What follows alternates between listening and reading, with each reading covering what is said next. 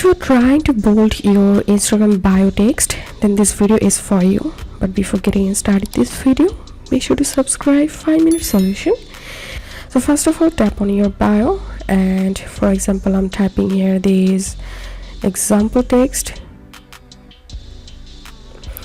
So here we can see no option to make this bio text bold. So all you have to need, just select your bio text and copy your text and open a browser and type here bold text generator.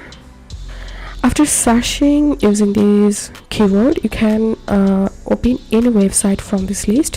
For example, I'm going to open this first link or first website, and now simply I'm pasting my copied text here, and here you can see some bold text example samples showing up here. So I can copy any of them.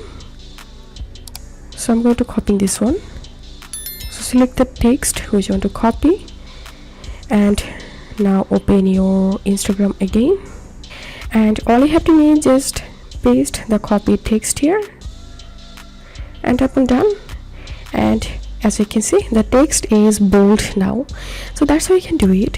If this video helped you, give a thumbs up and please consider subscribe to 5-minute solution.